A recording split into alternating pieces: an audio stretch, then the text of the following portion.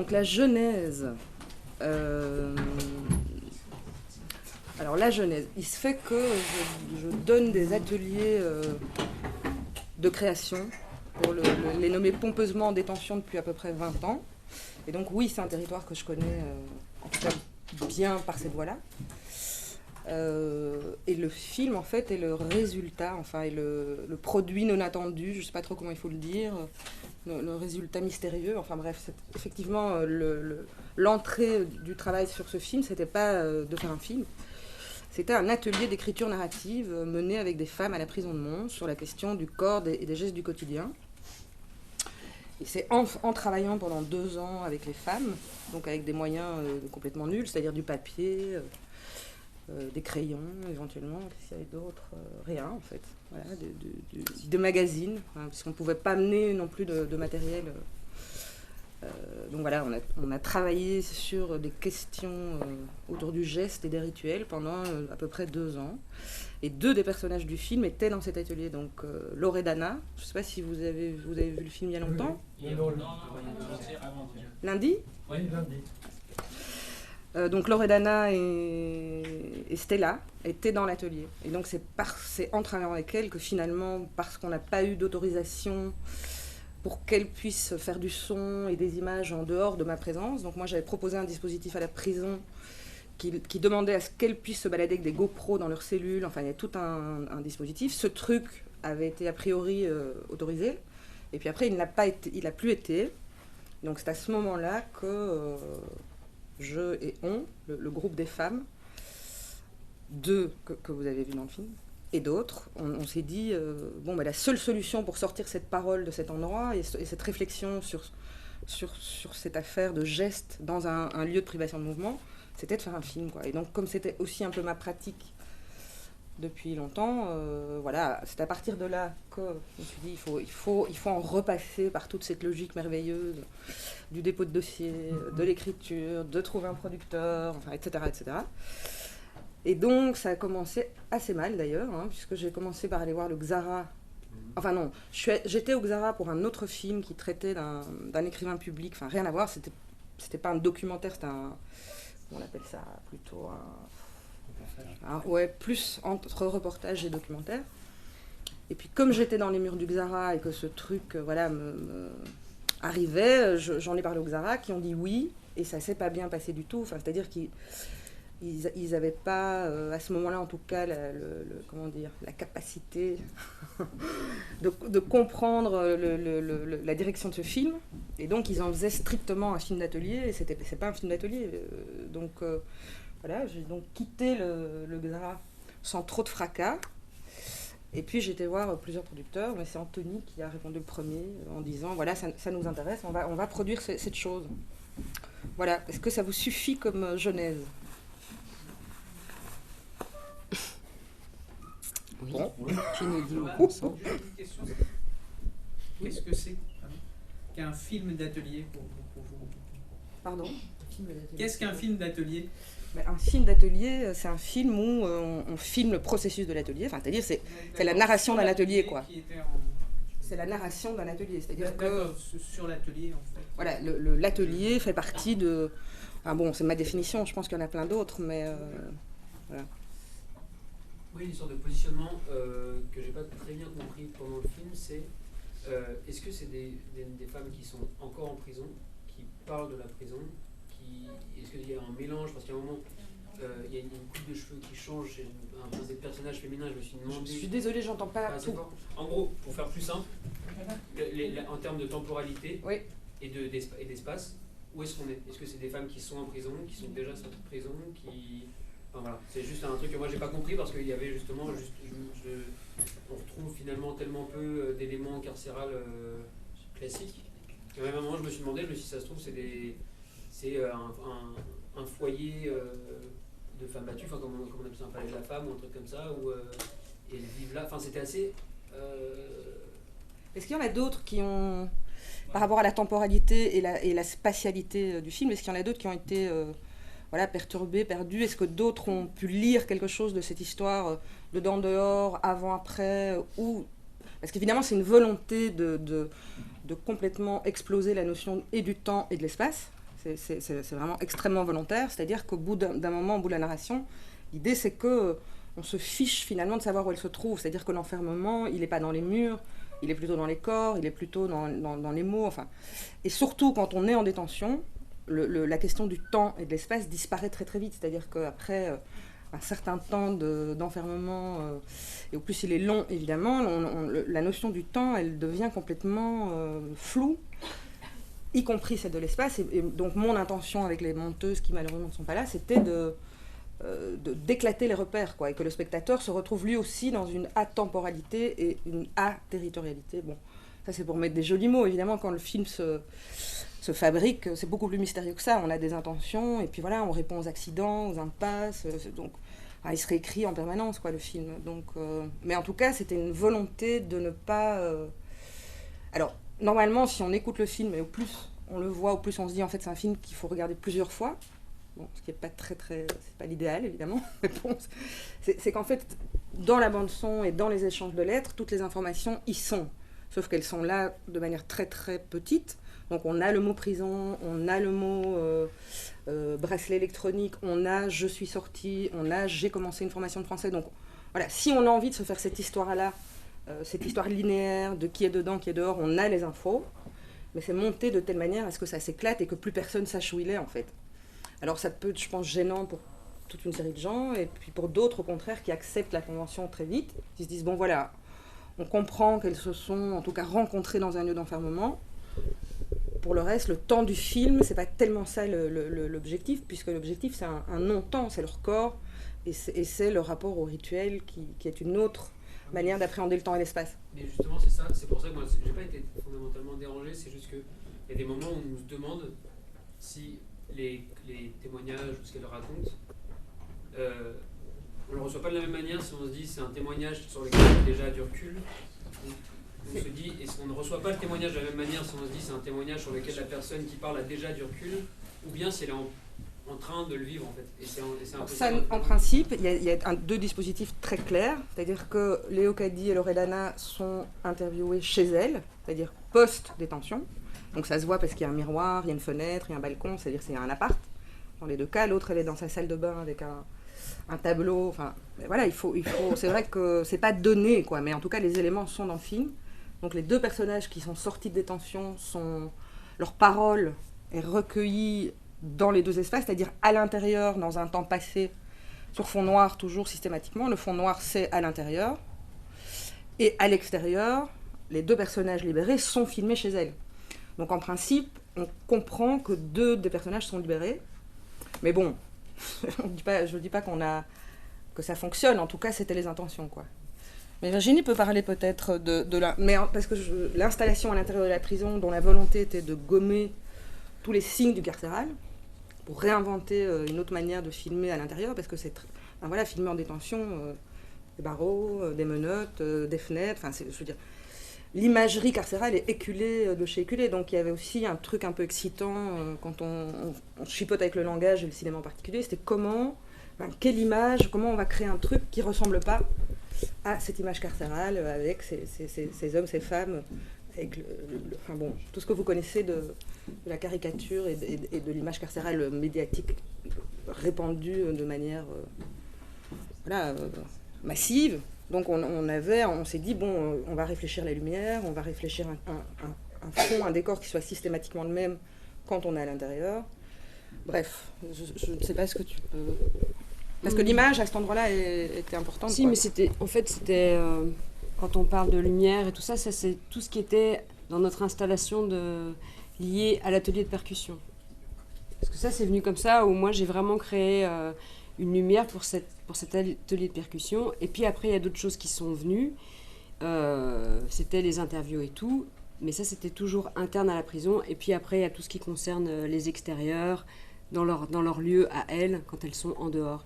Et nous, ce qui nous intéressait avec Valérie, c'était justement qu'on ne soit pas dans un truc misérabiliste et tout ça. Moi, j'avais envie, en tout cas, dans certains moments, qu'elle soit belle. Et ça, je pense que ça s'est réussi, en tout cas, à l'intérieur de l'atelier de percussion, avec quelque chose un peu comme si tout d'un coup elles existaient, parce que autour d'elles c'était assez sombre, et comme ça on pouvait se concentrer sur leur visage, leurs mains, leur visage, enfin voilà, tout ça quoi.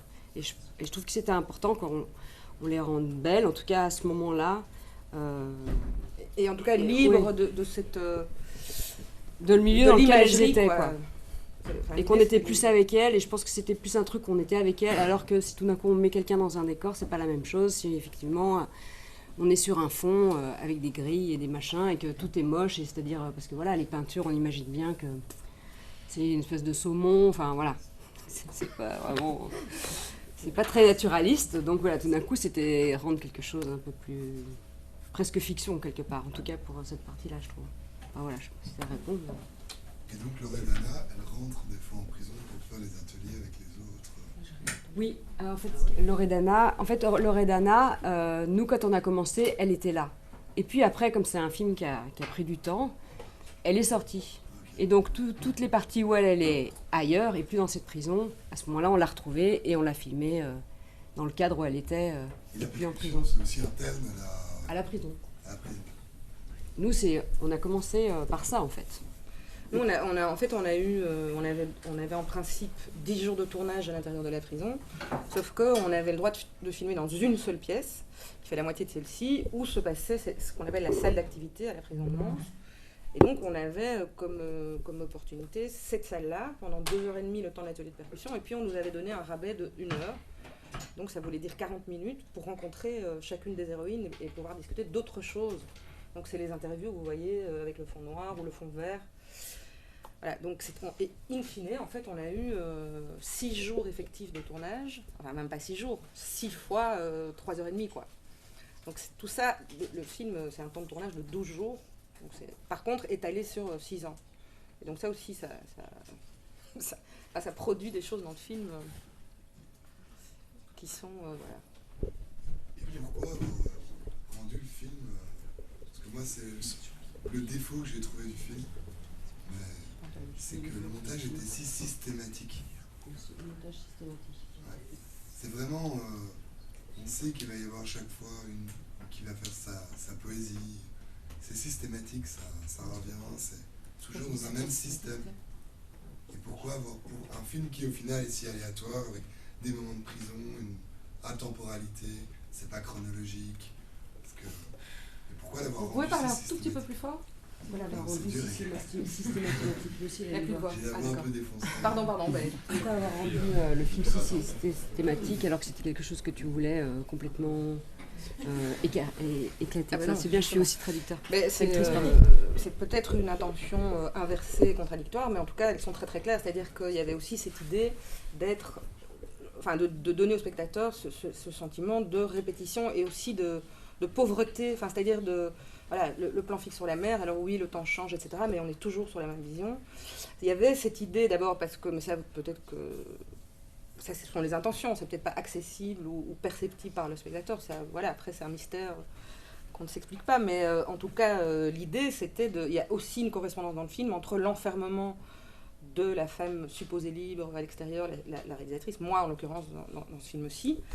Il y avait aussi cette correspondance entre mon enfermement, même si je suis censée être libre, et leur liberté, même si elles sont enfermées. Et donc, à cet endroit-là, il y avait un espèce de désir sémantique presque, de revenir avec... Oui, effectivement, on éclate le temps, on éclate l'espace, mais quand même, la sensation physique de l'enfermement, pour moi, c'était capital d'essayer, en tout cas, de le trafiquer, d'en faire quelque chose avec les images et les sons. Et ce qui m'est apparu le plus...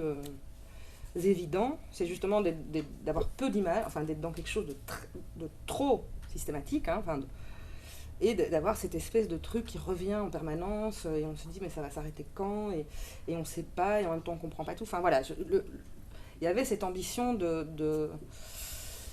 d'essayer de construire un sentiment d'enfermement, ou de répétition, ou de lourdeur, ou quelque chose qui ressemble à cette sensation quand on est à l'intérieur et enfermé depuis longtemps, quand on regardait le film. Voilà. J'ai une question de point de vue par rapport en fait aux personnages qui sont filmés, donc qui sont des femmes coupables, d'une certaine façon. Elles ont été jugées, coupables, incarcérées pour des faits qu'elles ont commis. Plein de gens qui sont en prévention dans les prisons belges. Oui. Donc ils sont en détention préventive, c'est-à-dire qu'ils ne sont pas condamnés. Plein. mais pour, j'imagine, des petits méfaits, quoi. C'est pas anodin, c'est pas de la prévention comme ça sur base de statistiques ou Quand d'anticipation. même, hein, il y a 4% de détenus qui sont des assassins et des criminels en Belgique, donc c'est très très peu. Hein. Il y a 4% de détenus qui sont des assassins ou des criminels. Tout le reste, ce sont des faits qui vont, voilà, mais il faut savoir ça, quoi. Oui, jusqu'à l'agression, jusqu'à, je sais pas, enfin, des fraudes, des choses comme ça. Bon, ça n'empêche que légalement, ce sont des personnes qui ont été condamnées pour des faits, voilà, qu'elles ont commis de plus ou moindre gravité. Donc, des coupables, finalement. Et on les... Oui, non, mais il faut développer le truc. Vas-y, développe. Et peut-être qu'on les filme, en tout cas peut-être qu'on les perçoit davantage comme des victimes que comme des coupables à ce moment-là. Et je voulais savoir d'où venait, à votre avis, cette fascination peut-être pour les personnages de femmes qu'on imagine fortes et en même temps, bon, fragiles évidemment, mais c'est des personnages quand même d'anti-héroïnes, j'ai envie de dire. Est-ce qu'il y a quelque chose comme ça qui vous intéressait de filmer chez elles particulièrement parce qu'elles incarnaient ce côté à la fois féminin et subversif, etc. et un peu... je sais pas si moi, ce qui m'intéresse surtout, c'est de ramener la parole de personnes mises au banc dans la cité. Ça, c'est le premier moteur. C'est ça qui m'intéresse. Je n'ai aucune sorte de fascination. Enfin, c'est pas du tout ça le focus. Par contre, le fait de remettre ces humanités-là dans la cité, ça c'est très important. Donc c'est plutôt un mouvement presque politique que quelque chose qui a à voir avec la délinquance ou l'illégalité, où elles sont coupables, où elles ont fait quelque chose de grave. Enfin, d'ailleurs, ça ne fait pas du tout partie du film. Et pour certaines, au tournage, je ne savais pas du tout ce qu'elles avaient fait. 3 sur 6, quoi. Ça ne m'intéresse pas, c'est pas ça qui m'intéresse du tout. Ce qui m'intéresse, c'est leur situation, le fait qu'on est tous responsables de ça, c'est-à-dire qu'on est tous, nous, citoyens belges, responsables du fait d'enfermer ces gens de cette manière, dans cet endroit. Enfin, c'est-à-dire, ce ne sont pas des gens qui sont hors monde, quoi. C'est ça le mouvement du film. C'est de dire que les personnes détenues font partie de la cité et que, d'une manière ou d'une autre, c'est important de les entendre, de les découvrir, de s'y frotter, en tout cas, ce n'est pas un hors-monde. Donc l'ambition du film, c'est pas tant d'être fasciné par des femmes qui se trouvent dans ces situations, mais c'est de... Redonner la parole. Oui, au-delà de ça, c'est vraiment de les remettre dans le monde, quoi. Et d'ailleurs, pourquoi ces personnes-là? Pourquoi Ces personnes-là. Ah, ça c'est une longue histoire. Loredana et Stella, c'est parce qu'elles ont fait partie de l'atelier. Et que c'est à partir d'elles qu'on a eu envie de travailler. Donc, ça c'est le... Et puis les autres, c'est un peu le hasard. C'est-à-dire qu'elles sont arrivées, donc elles étaient en détention. Alors la prison de Mons, femmes, est très petite, il y a 40 femmes à peu près. Il y a une salle d'activité, donc en fait tout se sait très vite. Et donc Marie-Hélène, Laura et Laetitia, elles sont venues de manière... Enfin, elles ont entendu parler du truc, donc elles sont venues me voir. Est-ce que nous aussi on pourrait participer? Et voilà, donc j'ai dit oui, parce qu'il n'y avait pas de raison, ils disent non, et que ça m'intéressait de travailler avec elles. Mais il n'y a pas eu de casting, quoi. À part le désir de travailler à partir de Loredana et Stella au départ, ça c'est sûr. Je suppose qu'il y a eu un casting au montage où certains personnages ont sauté. Aucun. Les 6, Aucun, non. Non, par contre, Stella a disparu pendant l'aventure du film, et donc on a beaucoup moins de rencontres avec elle, parce qu'elle a disparu vraiment. Ah, ok. Du coup, on l'a cherchée, etc. On l'a jamais retrouvée, et puis on l'a retrouvée, mais c'était trop tard. Enfin bref. Donc Stella, elle est plus moins étoffée, on va dire, dans le film que les autres, mais c'est pas un vrai choix. C'est une adaptation aux accidents du parcours. Stella, c'est la femme du voyage. Pardon? Non. Ah, c'est laquelle, Stella? Stella, c'est elle qui montre ses tatous. Ah oui. Qui raconte aussi le poteau où son cousin l'a tiré. Oui, c'est ça. Oui, Je peux me permettre de prendre la parole un instant. Ça m'a étonné qu'à mon sens, on entre, pour ainsi dire, droit dans le cœur du film, dans ce qu'il a d'original. Moi, j'allais dire, tu as employé à un moment le mot politique, j'allais dire c'est un film engagé. Je trouve que la position du spectateur, chaque film détermine quelque part son spectateur, etc., ou souhaite le faire. Et ici, je trouvais la position du spectateur extraordinaire, puisque on sait qu'on nous parle effectivement de femmes qui sont en prison, dont peut-être en préventive, mais d'autres condamnées, etc., etc. On ne voit jamais les signes véritables ou habituels d'une prison, et on ne sait pas pourquoi elles sont là, ni pour combien de temps. Jusqu'à la fin, on s'en va et on ne sait toujours pas. Je trouve ça extraordinaire, parce que du coup, on est confronté simplement à des femmes, que l'on voit plus ou moins après, qui se présentent, qui agissent, etc., etc. On se rend compte de leur environnement, mais au fond, on est confronté à des femmes et pas à des condamnés, à des prisonnières, etc., etc. C'est assez étonnant, quoi. C'est très, très fort. Ça nous force à les voir de tout près, à peu près sans étiquette. Je trouve ça...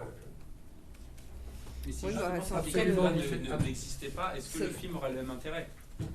Si non. cette étiquette-là de femmes incarcérées n'existait pas, est-ce que le film aurait le même intérêt? Parce que c'est quand même le sujet aussi. Il y a cette question de l'enfermement qui traverse le film, en tout cas c'est la mienne. Après, on l'aperçoit pas, ça je ne sais pas. Mais ce n'est pas anodin du tout d'aller poser la question des gestes et des rituels dans un lieu de privation de mouvement, à mon sens, quoi. C'est-à-dire que quand on est détenu, elle le raconte très bien. Et bon, alors ça, c'est nourri par les 20 ans de rencontres autour de création artistique avec des détenus en France et en Belgique. Donc c'est pas... Moi, j'ai pas découvert la question de l'enfermement avec ce film. Donc c'est une question qui me travaille depuis longtemps, qui est philosophique, éthique, politique. Enfin bref, elle a énormément de ramifications, en tout cas pour moi, en moi et dans mon travail. Et donc... c'était, enfin je veux dire, je ne vais pas faire, je n'allais pas poser la question du geste, des rituels, du rapport au corps dans un autre territoire. C'est évidemment à cet endroit-là que, à mon sens, c'était le plus... c'est-à-dire que chaque geste qu'elle raconte, c'est une sorte de rapt sur l'enfermement qu'elle pose, parce que ces endroits-là où elles font leurs œufs en cellule, l'endroit où elle fait chauffer la bouilloire, c'est un endroit où elle est libre. C'est-à-dire, il n'y a pas l'agent qui est là en train de lui dire tu peux pas, il n'y a pas le corps social, il n'y a pas d'injonction. Donc, dans le rapport au corps et dans le rapport au rituel, elles sont libres. Et ça m'intéressait beaucoup. C'est pour ça que ça parle des gestes à cet endroit-là, quoi. C'est pas un hasard, évidemment. Donc, je ne pense pas que j'aurais effectivement proposé ce dispositif-là à des femmes qui n'étaient pas en situation d'enfermement, quoi. Après, je travaille cette question dans plein d'autres champs dans mon travail, mais pas forcément au cinéma, d'ailleurs. L'enfermement peut prendre mille et une formes, quoi. L'enfermement peut prendre mille et une formes. Oui, tout à fait. C'est Après... un petit peu, on a envie de dire, l'interprétation, en tout cas la voie la plus littérale que de traiter la question de l'enfermement dans un lieu comme la prison, quoi. On dit, oui, sauf que c'est pas la question de l'enfermement qu'on traite, non, en tout cas, c'est la question du geste, voilà. du rituel et du corps, et comment le geste reprend un souffle de vie, c'est un truc du vivant, quoi. Comment, à l'intérieur de la mort, pour aller vite, enfin je schématise, puisque visiblement, voilà, c'est important, donc c'est comment, à l'intérieur d'un lieu mortifère, qui écrase, qui essouffle, qui lisse, qui produit de la robotique, quoi, finalement, comment un petit geste comme nettoyer sa fenêtre, ça redonne du souffle, quoi. C'est ça la question du film, en tout cas pour moi. Mais il y a un truc que je me suis demandé pendant le film, c'est que de tous les personnages que vous avez, il y a toujours une relation entre elles et même envers elles-mêmes. Elles sont hyper bienveillantes, elles sont sympathiques, et je me suis demandé si c'était uniquement ce que vous, pendant le tournage, vous aviez rencontré, ou si c'était un choix vraiment de dire voilà, je veux me concentrer sur cet aspect-là, et tout ce qui est à côté mais qui ne va pas dans ce sens-là, finalement je l'utilise pas, enfin je l'écarte parce que c'est pas mon propos. Ben non. Donc l'idée, tout le travail d'atelier avant que le film arrive, c'est déjà un travail où c'est une invitation à un groupe de femmes sur des dispositifs particuliers d'atelier sur lesquels elles réfléchissent et puis ensemble on produit des formes, quoi. Donc la question précède le film déjà, je pense que c'est important. Et puis moi, en tout cas sur ce projet-là, je considère que mon boulot c'est bien plus de faire émerger une parole qui est la leur, c'est-à-dire leur point de vue sur elles-mêmes, plutôt que ma vision. C'est-à-dire que moi, j'ai rien à dire j'ai pas de commentaire à faire sur les personnages de ce film. J'ai juste envie qu'on les voit, qu'on les montre, qu'elles retrouvent une place dans la cité et que nos propres enfermements se frottent à ce qu'elles vivent. Alors tout ça est très... enfin, je veux dire, c'est très large, c'est très... ça peut paraître très dispersé comme ça, mais en tout cas, moi, j'ai trouvé des pointes de narration à tous les endroits et de correspondance.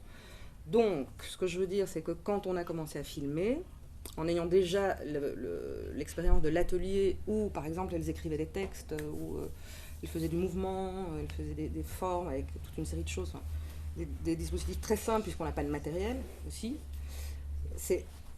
Je veux dire, c'est chargé de ce qu'on avait fait à l'atelier qu'elles se retrouvent devant la caméra à reparler de choses qu'on avait évoquées.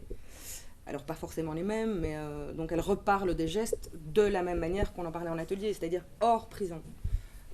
Un lieu d'atelier dans un lieu d'enfermement, parce que il se fait que moi je bosse en milieu fermé ailleurs qu'en prison, en psychiatrie fermée, enfin dans les milieux fermés. Il se fait que le temps d'atelier et l'espace d'atelier dans ce genre de territoire, enfin je veux dire, éclate l'enfermement, enfin justement permet, en tout cas c'est un temps où l'enfermement disparaît un peu, il est un peu mis à distance. Donc quand elles se retrouvent face à la caméra, suite à tout le travail d'atelier qu'on a fait ensemble, leur présence est celle de l'atelier, elle n'est pas celle de la détention. Donc, ce qu'elles nous offrent répondent à des questions évidemment que moi je donne, donc c'est des choses toutes simples, quoi. C'est les cicatrices, hein, comme vous l'avez vu, les cicatrices, les marques, le rapport à la maladie, le rapport à l'accident, le rapport à la parure. Enfin, voilà, moi j'ai juste comme ça essaimé toute une série de questions autour du corps. Et qu'est-ce qu'on fait de son corps et quelle est la mémoire du corps aussi. Quand elles expliquent par exemple que voilà, dans ce lieu d'enfermement, elles ne voient plus leur corps en entier et ça démarre le film. En principe, ça doit rester dans la... Enfin voilà, c'est un élément clé du film, évidemment. Le rapport au corps bascule avec tout le reste dans un milieu fermé. Donc pour moi, le film, c'est pas un film qui comment dire, qui énonce mon propre point de vue, ma vision, etc. sur cette réalité. C'est plus... oui, je sais pas comment le dire, mais... Un compte rendu. Pardon ? Un compte rendu. Voilà, on peut dire un compte rendu. Dans cette démarche de donner la parole sans imposer un commentaire, sans avoir d'idées préconçues, et puis aussi dans le fait de filmer une petite communauté, la question des rituels, moi ça m'a rappelé un peu le documentaire anthropologique. Enfin, ça m'a rappelé les méthodes de l'anthropologie. Le petit cercle, une question précise du rituel, et essayer de laisser le sujet dire sa propre histoire, quoi. Vous avez pensé votre film un peu comme ça ? Non, il se fait que j'ai fait un peu de l'anthropo et tout ça, parce que j'ai fait des philo et machin, mais donc c'est un truc qui me traverse, qui m'intéresse, mais non, je ne me suis pas dit, voilà, je vais faire un... Mais par contre, le dispositif... c'est-à-dire, ce que je savais, c'est que le texte était très important, puisque très vite, j'ai su que je n'allais pas pouvoir avoir leurs propres gestes filmés par elles-mêmes en cellule. Donc il fallait trouver une solution pour que, avec leurs propres mots, donc il y avait les interviews, mais ça ne suffisait pas. Moi, je trouvais qu'on devait avoir les gestes de manière très clinique. Enlever le cello, enfin bon, tout ce que vous avez vu, donc les textes, les 14 textes roses, enfin carton texte, là c'est vraiment leur propre narration de leurs gestes. Voilà. Je ne sais plus pourquoi je parle des textes. Oui, c'est ça, l'anthropologie, etc. Donc non, je ne sais pas pourquoi je parle. Donc je ne me suis pas dit je vais faire comme ou comme ça, mais en tout cas, ça résonne ce que vous dites, quoi, oui. Question à la production, à la chaîne pop, je ne sais pas. Ouais, moi j'ai deux, juste pour revenir sur le fait que ce soit un peu flou, les personnages et la position de chacune dans l'espace, etc., dans le temps. Moi, j'ai trouvé ça hyper bien parce que justement, votre position à vous, moi, jusqu'au dernier moment, je ne savais pas si vous aviez été en prison et si vous parliez de quelque chose voilà, de personnel, de connu. Et ça, je trouve ça intéressant parce que c'est rare qu'on ait un point de vue aussi ancré qui parle de l'intérieur et pas un regard posé sur quelque chose de loin. Donc déjà, voilà. Et après, j'ai une grande question sur la prison, jusqu'où elle a le droit de regard sur le film que vous avez fait et jusqu'où elle a mis des stops ou pas sur la parole donnée. Non, mais parce que, de nouveau, c'est lié au fait que ça fait 20 ans et que j'ai mené plein d'ateliers de cinéma en détention, donc, où les détenus eux-mêmes filmaient, montaient, etc. Donc c'est grâce à cette carte de visite-là, en fait, donc depuis 97, je pense, voilà. C'est parce que, voilà, il y a déjà eu toute une série on va dire, d'objets filmiques, en tout cas, pour ne pas dire, j'oserais pas dire cinématographiques, mais en tout cas, voilà, qui sont sortis de ces ateliers, et donc, je connais bien le territoire, je connais bien les gens voient qui je suis, et alors comme j'ai cette espèce d'étiquette bizarre pour le milieu, c'est-à-dire artiste, donc ça permet, voilà, des trucs qui sont super compliqués, hein, et après on a passé notre vie à devoir changer les dispositifs, parce que l'autorisation qu'on voulait, on l'a pas eu, donc il fallait trouver une autre forme, il fallait faire autrement, enfin Virginie, elle peut le nombre de trucs qui ne sont pas arrivés. C'est ce que mademoiselle demande, c'est aussi sur la finalité du film, est-ce que tu leur as montré? Oui. On leur a montré. Qu'est-ce qu'ils ont dit par rapport à ça? Alors, est-ce qu'il y a des choses... Pardon, hein. Donc il y a eu 2 temps par rapport à ça, c'est important pour moi de le dire, c'est que les 6 personnages ont... Enfin, les 5 versions de montage, je suis allée leur montrer, on avait 2 heures, 1 heure, 2 heures, chaque fois sur chaque version, et donc je repartais en montage avec aussi leur vision, regard, interrogation, etc. Donc ça, c'est une chose. Ça veut dire que la prison a permis cette fois-ci, parce que sur plein d'autres projets, tout d'un coup, quand les objets étaient finis, on n'avait plus accès à la prison, et donc il n'y avait pas moyen de montrer les trucs aux détenus, aux agents, enfin bref. Donc là, ça, pour une fois, ça a été respecté. Du coup, voilà, on est remonté voir le film. Et par contre, il n'y a pas eu du tout de censure à la convention, c'est-à-dire que pour faire un projet comme ça, il faut des autorisations, voilà. Et donc une fois qu'on a eu les autorisations, il faut convenir de ce à quoi on a accès, ce à quoi on n'a pas accès. Donc par exemple, là, dans cette convention-ci, on savait qu'on avait accès à une salle de telle date à telle date, 6 jours, qu'on n'avait pas accès au cellulaire, qu'on n'avait pas accès aux détenus qui ne faisaient pas partie de l'atelier de percussion, bon, etc., etc. Donc il y a une convention. Et dans cette convention, moi, j'ai pas énoncé la question de la censure, qui a lieu d'habitude. Il se fait que personne ne l'a énoncé, donc voilà, très bien, on a signé. Et puis, en fait, on a juste été montrer le film fini, donc dernière version de montage avant la sortie à une des directrices, qui était la nana qui s'occupait concrètement le plus du film, enfin du projet, parce qu'ils sont 5 directeurs à la prison de Mons. Donc elle l'a vu dans son bureau, et puis, c'était avec toi qu'on a été? Non, c'était avec Julie, la monteuse. Et puis, elle a envoyé un lien au directeur principal. Et puis, la porte-parole de la DGEPI, donc Direction Générale des Établissements Pénitentiaires, et la ministre ont vu le film sur un lien, parce qu'elles me l'ont demandé, au moment où, en fait, j'ai refait des demandes pour que le film puisse être diffusé tant à l'extérieur qu'à l'intérieur. Donc là, on a mis au point une tournée croisée. En gros, l'idée, c'est sur un territoire, donc genre Liège, on montre le film à la prison de Lantin, et dans le même mois, on montre le film au cinéma de la région. Et du coup, ça permet d'envoyer les familles, par exemple, des détenus de Liège à l'extérieur. Ça permet aussi, on a un dispositif de carte postale, d'ailleurs j'en ai amené, si vous voulez écrire, voilà, qui permet en fait de renvoyer la parole du public de la même manière, sans mon filtre, mes interprétations, etc., aux filles en direct. Voilà, il y a tout un dispositif autour de la diffusion entre la cité et la prison. J'ai pas l'impression de répondre très bien à la question. Si, mais en fait c'est plutôt que j'ai l'impression que dans ces milieux-là, clairement, je sais pas, je m'y suis confrontée une fois de manière très très rapide et tout ça, que c'était clairement impossible d'avoir la parole des détenus en fait, et que le seul moyen de l'avoir, c'est d'être déjà dans le milieu carcéral, de faire déjà des ateliers depuis 25 ans et d'être un peu connu des directeurs, etc. Et que sinon c'est une parole qui est complètement enfermée, et que là, à la limite, elle parle de leur quotidien, etc.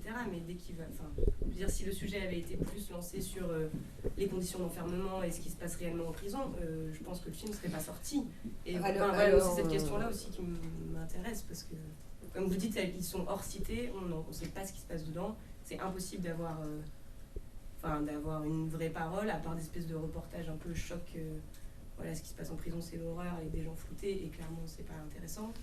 Donc bon, voilà, il y a aussi cette question-là, mais ça dévie un peu du film. Donc, En tout cas, pour un autre atelier qu'on avait fait à la prison de Saint-Gilles, où 3 cours de 16 minutes sont sortis, donc, mais vraiment écrits, construits, montés à l'intérieur de la prison, juste la post-prod qu'on a fait à l'extérieur. Je suis allée à Jacques Tac, qui est juste en face, c'était pratique. Là, par exemple, vu que les 3 groupes voulaient parler des conditions d'enfermement ou de comment ils étaient arrivés là, ou de comment ils imaginaient en sortir, enfin de leur vie d'après, donc ça concernait directement le carcéral, on va dire, et le champ pénitentiaire. Donc là, par contre, la prison m'avait dit, ok, mais on a un droit de censure, c'est-à-dire qu'il n'y a aucune image qui sort. Donc on leur a tout montré, et étrangement, ils n'ont pas censuré, ce qui est hallucinant, parce que c'est en 99, et on voit encore les gars qui vident leur seau de merde, pour le dire, il n'y avait pas encore de toilettes dans les trucs.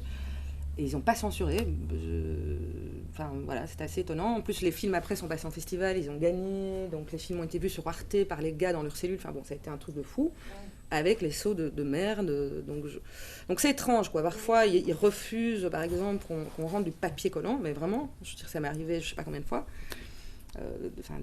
Du papier, enfin bref. Mais par contre, parfois, on est étonné. Et là, les 3 directeurs avaient vu toutes les images. Et franchement... je veux dire, après, derrière, ça a été commenté, ça n'a pas changé le monde, on est bien d'accord, mais en tout cas, voilà, tout d'un coup, des choses sont sorties de comment ça se passe à l'intérieur, qui n'avaient jamais été vues, et c'est sorti, quoi. Donc, alors, peut-être une des clés, c'est qu'il y a 3 pouvoirs en détention, enfin, je sais pas, peut-être qu'il y a des grands spécialistes ici du monde carcéral, hein, donc je veux pas faire la voix de celle qui sait, c'est pas ça, mais bon, en tout cas, c'est intéressant, c'est qu'il y a 3 pouvoirs en détention, il y a la direction, les agents, les détenus, et que de manière traditionnelle, les directions sont souvent des gens qui sont des universitaires, enfin des gens voilà, qui ont un peu réfléchi à ce qu'ils font là, pourquoi ils sont là. Alors après, il y a toutes sortes de directions, mais en tout cas, les directeurs sont souvent les gens qui soutiennent l'accès au savoir en détention, qui soutiennent les pratiques artistiques et culturelles, qui ont envie que les choses évoluent, changent. Le deuxième pouvoir, celui des agents, est radicalement contre, alors pas forcément pour des histoires de fond, c'est-à-dire que les agents ne sont pas forcément décérébrés pour ne pas comprendre l'intérêt, évidemment, d'un accès au savoir pour tous. Simplement, ils sont en sous-effectif, ils sont 2 au lieu d'être 10 sur une aile, par exemple. Donc, ils ont à gérer 80 détenus à 2. Et chaque activité demande à 2 agents d'aller chercher ce qu'on appelle un mouvement. Ça veut dire qu'il faut toujours 2 agents pour aller chercher un détenu qu'on va amener à la salle d'activité. Donc ça veut dire que si on fait une activité et qu'il y a 12 détenus par exemple, ça veut dire qu'il y a 12 mouvements, mais donc 12 fois 2 personnes qui sont mobilisées. Et donc, je veux dire, avec le financement et la pensée, enfin la non-pensée, il faudrait dire, sur la gestion carcérale en Belgique, je veux dire, c'est aussi, on peut comprendre que les agents sont radicalement contre tout ce qui n'est pas de l'ordre du sécuritaire. Et les détenus ont encore une autre position. Donc il faut réussir à... Et donc moi j'en suis allée voir les agents sur place, aller voir les directeurs. Donc je veux dire, en fait tu passes ton temps à essayer d'expliquer pourquoi tu fais les choses. Comme tu connais bien le machin, c'est facile, c'est aussi... tu sais ce que tu peux faire, pas dire, enfin bon. Donc voilà, mais c'est vrai que c'est vraiment compliqué, beaucoup plus en Belgique qu'en France d'ailleurs. Il faut savoir qu'en France, c'est une toute autre politique. Et depuis Badinter, il y a un accès à la culture, au savoir. Et donc, il y a toute une série de dispositifs qui sont que les artistes ou que les militants. Enfin, voilà, ceux qui ont envie de rentrer dans l'univers carcéral, c'est beaucoup plus facile. Et surtout, c'est institué, quoi. Les prisons ont l'obligation étatique, quoi, de travailler sur cette question avec leur population, ce qui n'est pas du tout le cas en Belgique. Donc c'est un peu au petit bonheur la chance. Telle prison va faire une fois un concert sur l'année et ça va être l'événement du siècle. Mais quand même une information, si jamais ça intéresse certains d'entre vous, en 2003 on a monté avec plein d'autres gens un truc qui s'appelle Réseau des arts en prison. Et donc par ce biais-là, il y a moyen d'être mis au parfum de ce qui se passe, de comment il faut faire. Donc on accompagne en fait des artistes qui ont éventuellement envie d'aller proposer des trucs réseau art et prison en fait. C'est sur internet. Quel moment as-tu reçu le projet Je vais parler d'un petit peu. On va devoir parler d'Agra et tout ça. Moi j'ai reçu, comme elle disait, donc elle était avec le Xara.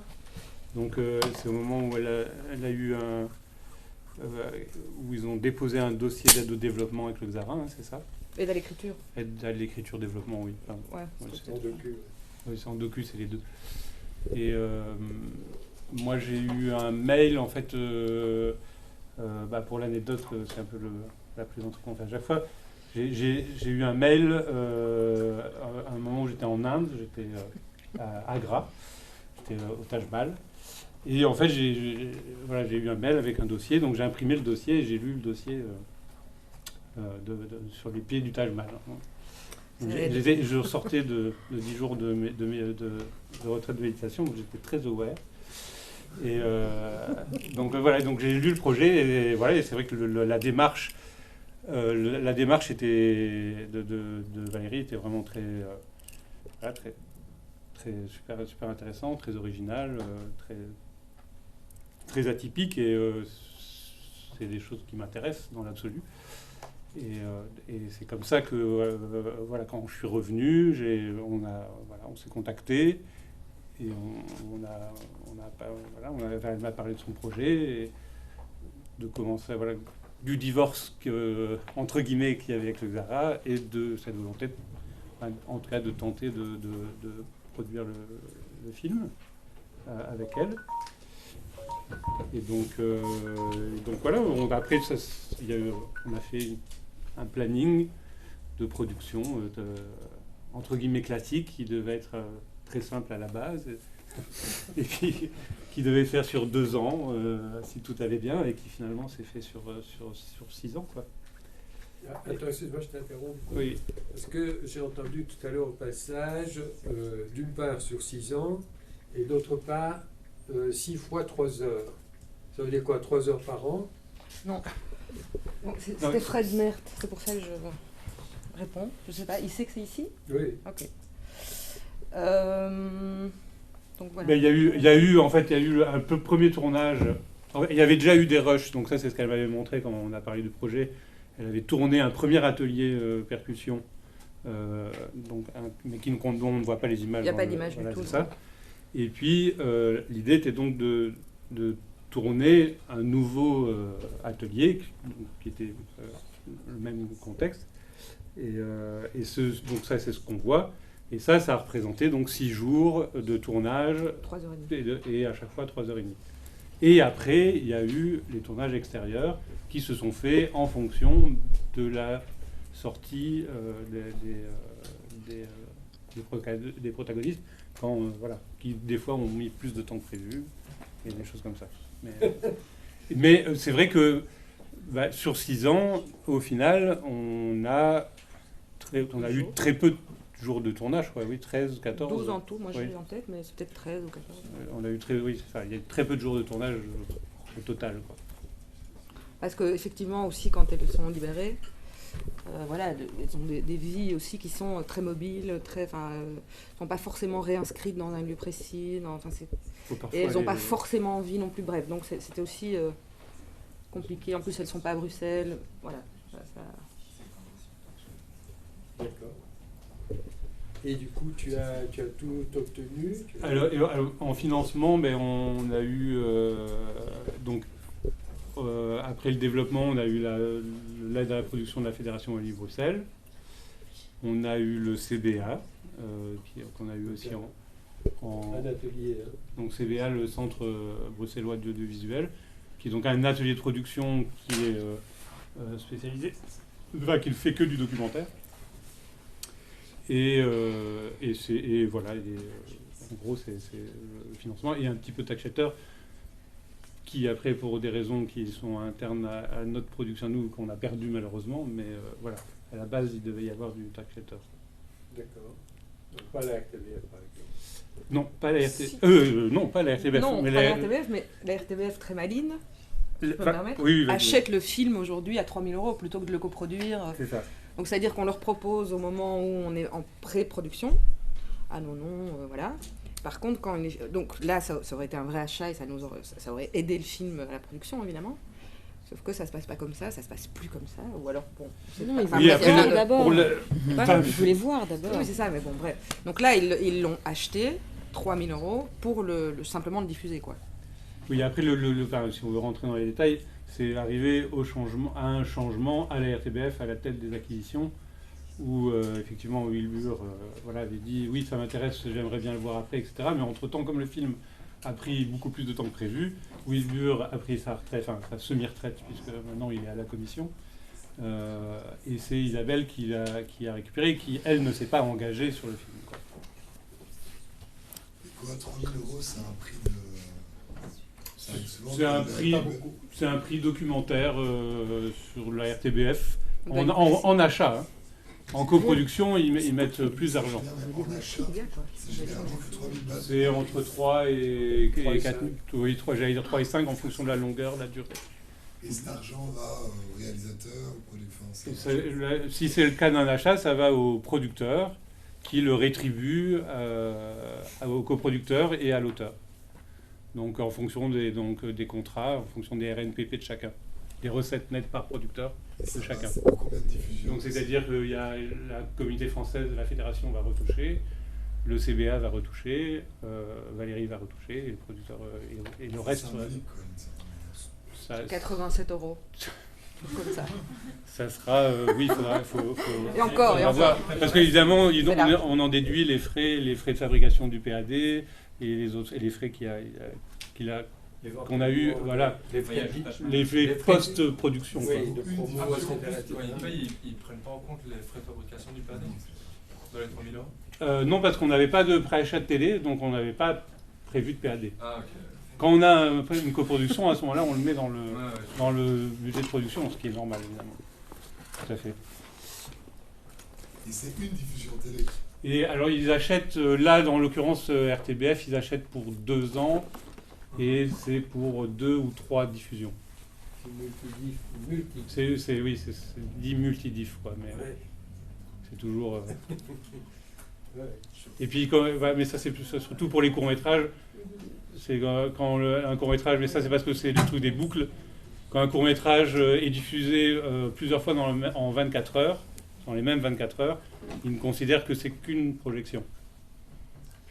Parce qu'ils mettent souvent les courts-métrages dans les boucles de nuit.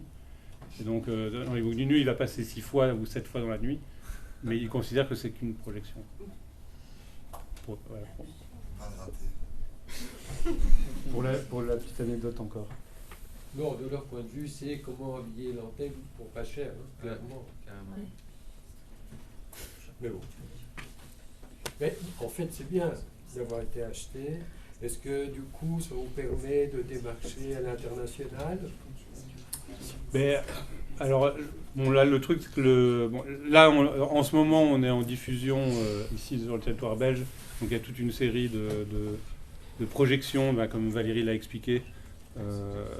Entre des salles d'exploitation classiques et des projections en prison.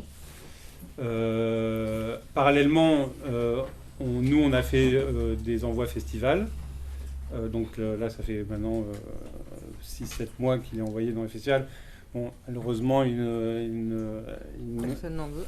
Si voilà, ça a bien été inscrit. Il a fait ça, voilà.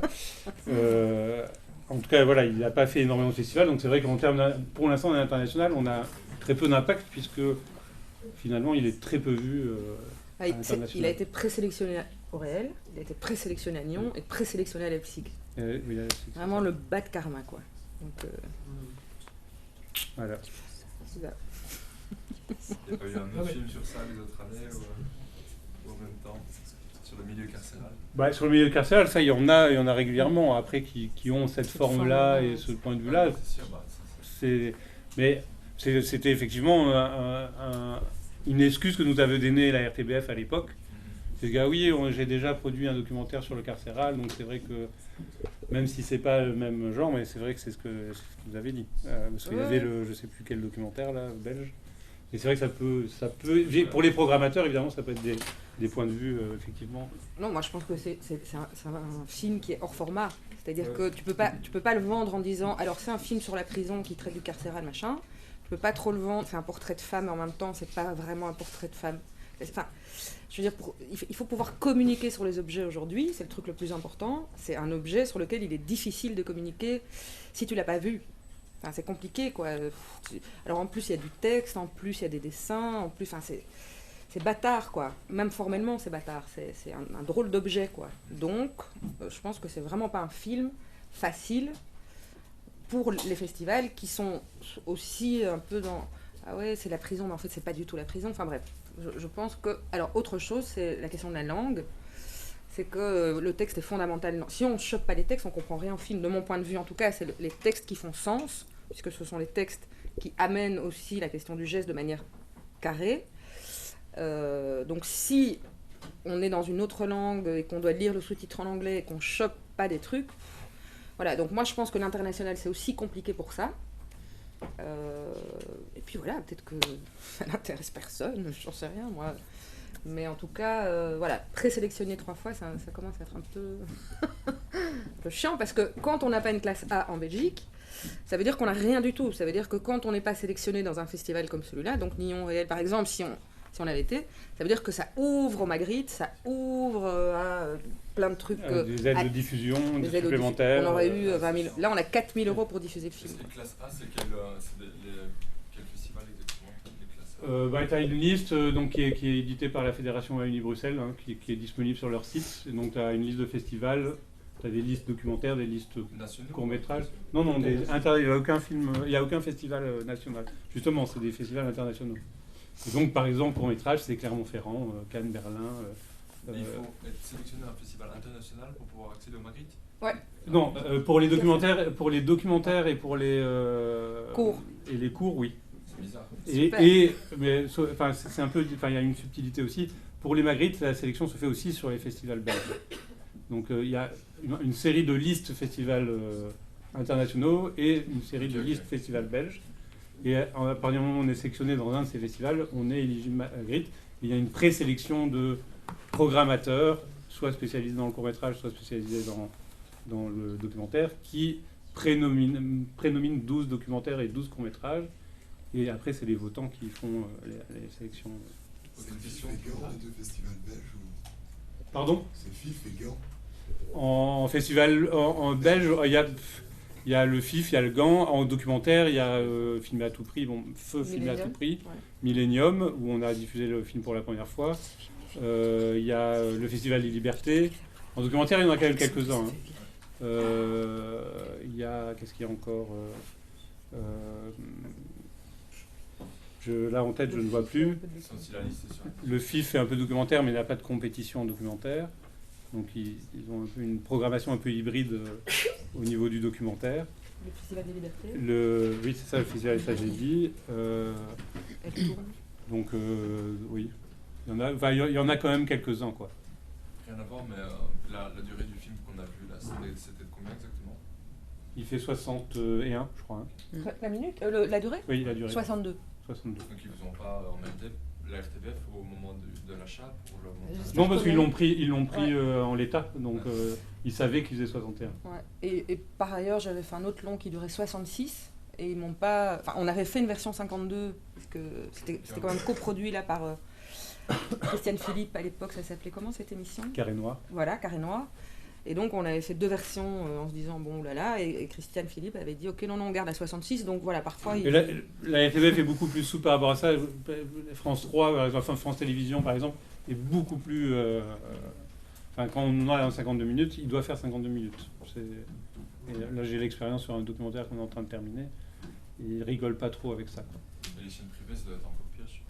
Et les chaînes privées à mon avis aussi, mais là moi j'ai pas d'expérience, mais en tout cas, même France 3, déjà, c'est à la seconde près, quoi. C'est longtemps qu'il y a un documentaire sur France 3, quoi. Ils ont arrêté d'en acheter. J'ai bien vu... Enfin bon, c'est après, c'est pour faire une petite aparté, ça n'a rien à voir avec le film de Valérie, mais c'est clair que là, on a un documentaire qu'on a fait sur France 3, et en fait, ils nous ont lissé complètement le documentaire, mais vraiment complètement. C'est-à-dire que nous, on va faire une version à nous pour les festivals qu'on est en train de faire. Et on a livré à France 3 un film qui ne correspond pas aux intentions de base du réalisateur. Question pour la préparatrice. Il y a une séquence avec, j'ai oublié son nom, c'est la noire du film, je sais plus. Comment? Léo Caddy. C'est Léo Caddy. Léo Caddy. Oui. Il y a une séquence où elle est sur un fond mauve, elle est un peu plus éclairée, il y a une cinégénie différente. c'est fait exprès, fallait faire ressortir quelque chose en elle, une féminité ou une beauté, ou c'est un peu un hasard qu'elle soit... Si belle. Non, mais qu'elle soit mise en valeur de cette manière-là. Parce que là, elle est sur le tiers, il y a le fond qui est bien éclairé, elle est maquillée différemment. Alors moi, je vais donner une première réponse qui est vraiment, comment dire, concrète. C'est-à-dire qu'en fait, c'est tourné dans un lieu qu'on ne va pas déterminer ici, mais qui n'est pas vraiment chez elle et qui n'est pas du tout la prison non plus. C'est un espèce de lieu temporaire, voilà. Et donc ça a été une très longue histoire parce qu'on a dû avoir accès à ce lieu, etc., etc. Et donc à l'intérieur de ce lieu, qui est aussi un lieu fermé, on n'avait pas d'autre choix que de tourner dans la salle de kiné de cet endroit. Et donc voilà, après Virginie, on va... Mais en fait, au départ, c'était la parole parce qu'on voulait enfin lui, encore parler avec elle dans un autre endroit qui soit pas son lieu de vie. Donc tu vois, quand elle se maquille et tout ça, c'est vraiment son lieu de vie. Et puis il se trouve que il n'y avait pas tellement d'autres endroits. Et donc je vois ça, je me dis, le fond il est intéressant. Il se trouve qu'il y a un siège, on la met là. Ça c'est un truc, mais c'est vraiment, voilà, tout d'un coup elle avait un t-shirt mauve. Après moi, voilà, oui, effectivement j'ai éclairé, mais j'ai essayé de faire ça quand même assez doux et tout ça. Et puis, je sais pas, tout d'un coup, ça racontait quelque chose, tu vois, elle, assise, comme ça, et comme si aussi elle était transformée, parce que c'est vrai qu'on la voyait beaucoup plus longtemps après que dans la prison, voilà. Enfin, c'est un peu à la fois ce qu'on a eu ce jour-là, parce qu'il fallait vite improviser, tu vois. J'ai pas repéré, voilà, moi j'avais toujours une sorte de kit pour un peu éclairer et faire quelque chose qui ressemble à quelque chose. Et puis elle était bien, enfin, tu vois, il y a aussi ce qu'elle raconte, et tout d'un coup, tu la sens transformée, mais c'était aussi elle qui donnait ça, au-delà de comment je l'avais éclairé, tout ça, tu vois. Et c'est vrai qu'il se passe quelque chose, quoi. Et c'était aussi intéressant dans tout ce qu'elle raconte. Je trouve son propos est même plus fort que comment elle est là. Mais tu vois, ça, je trouve que les deux, tout d'un coup, se rencontraient, quoi. Voilà. Je m'emballe. Moi, je voudrais faire un autre compliment au passage. On parle d'image, là, bon, c'est image et montage, mais je trouve que la scène de danse à la fin est un morceau de bravoure magnifique. Très remarquable. J'ai dansé avec elle. Non, c'était là aussi, t'avais pas beaucoup de temps. C'était... Ah, en fait, c'est ça aussi je trouvais intéressant sur le film de Valérie, c'était ces histoires de contraste. Tout était tellement... compliqué, les autorisations, et t'avais comme ça ce truc d'urgence. Et pas beaucoup de temps. Et là, à un moment donné, c'était un peu une fête improvisée, enfin, même si c'était quand même prévu, mais t'as toujours le temps, il faut être là vraiment maintenant, au moment. Et voilà, peut-être c'est ça qui ressort, mais en tout cas, moi, c'est comme ça que je l'ai vécu. Et aussi parce que toujours, on sait jamais, on sait qu'on nous a donné 3h30, mais c'est arrivé où on nous a dit, aujourd'hui, vous devrez partir vraiment après 2h. Donc voilà, on arrive avec une série d'intentions, d'idées, de trucs, et puis on sait aussi que ça peut tomber, et qu'il va falloir trouver autre chose. Voilà, c'est très précaire, quoi. Et je trouve que ça se retrouve dans le film. Pour moi, le film, il est précaire aussi, et je trouve ça juste. Voilà. Simple question de curiosité, les ateliers que vous faites, vous les reliez les ateliers que vous faites, est-ce que vous les reliez systématiquement à l'aboutissement d'un film, ou c'est aussi une pratique artistique que vous avez voulu vous développer, complètement en dehors de cette pratique Ah oui, non, les films, il y en a eu 4 en tout sur 20 ans. Ah ouais, oui, d'accord. Donc, ou 5 peut-être, je sais plus. Peut-être 5. Oui, 5. Et c'est chaque fois des dispositifs différents. Donc, par exemple, un des films sur lequel Virginie a commencé à travailler en prison avec moi, c'est un truc qui s'appelait Passeurs de philo. On travaillait avec 2 philosophes et moi, avec 15 hommes détenus à la prison de Lantin. Et l'idée, c'était de faire un dispositif de vidéo-lettres. Eux s'adressaient à des groupes à l'extérieur, des groupes de magistrats, des groupes de jeunes, des groupes de... Bon, bref. Donc ça arrivait 5 fois, et sinon, non, il y a plein d'ateliers où la production reste dans l'atelier, et voire même il n'y a pas de production, quoi. Il n'y a pas d'obligation de résultat, en tout cas, dans tous ces ateliers. Moi, j'arrive en disant, peut-être qu'on va arriver à une forme, mais peut-être qu'on va juste travailler, chercher sur des contenus, sur des trucs. Donc, c'est très...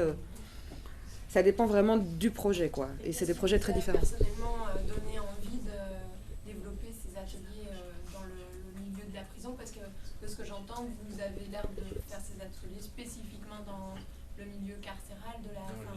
Ou vous faites ça à d'autres... Ah non, vous avez dit aussi au milieu psychiatrique. Je travaille à la fois dans la cité et à la fois en milieu fermé. Ah, c'est ça. Donc, et je travaille de la même manière à l'extérieur ou à l'intérieur. Enfin, de la même manière. Ça dépend chaque fois du projet, du contenu, des participants, du milieu, du territoire et puis de l'ambition qu'on a.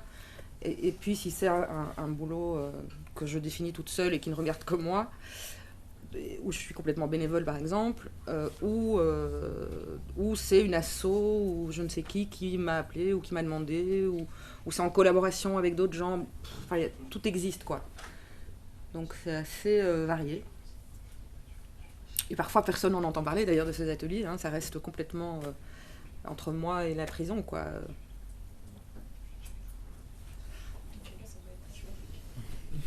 En tout cas, si cette question vous intéresse, on a fait avec une autre camarade, on a fait une collecte de paroles, de mots et de sons auprès des agents, des directeurs et des détenus sur la question de l'accès au savoir et des pratiques culturelles et artistiques en détention. Donc on a pendant 2 ans été visiter chaque établissement en Belgique et on a interrogé les gens. Et donc ça, on l'a mis sur un site qui s'appelle collectcall, collectcall.webul.com si ça intéresse certains d'entre vous. Et là, vous entendrez la parole des détenus, des agents et des directions sur la question des pratiques artistiques et culturelles en détention qui sont complètement, quasi inexistantes en Belgique, quoi. Et c'est un sacerdoce, c'est-à-dire qu'il n'y a pas de structure, il n'y a pas de salaire, il n'y a pas de... Il faut y aller, et on ne sait jamais si ça va se faire, enfin, bref, ça va être très hasardeux.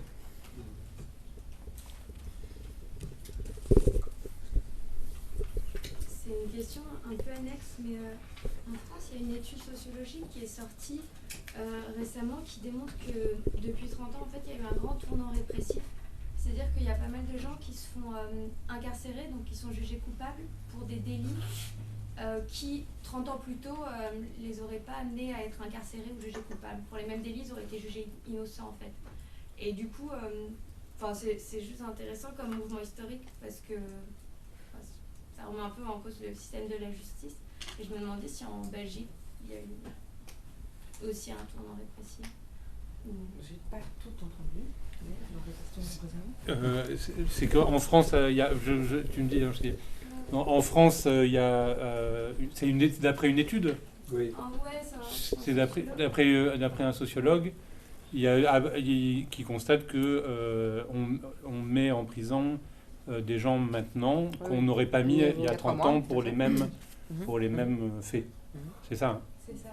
Et donc la question est qu'en Belgique il y a cette même constatation et est-ce qu'il y a du coup ce côté répressif qui ressort plus? Oui, tout à fait. Et, donc ça c'est une première chose évidente, mais en plus de ça, on recule sur les Par exemple, moi, quand j'ai commencé à travailler en détention, il y avait un monsieur ou une madame qui était un agent de formation, mais qui avait comme casquette de s'occuper, on appelait le responsable des affaires culturelles.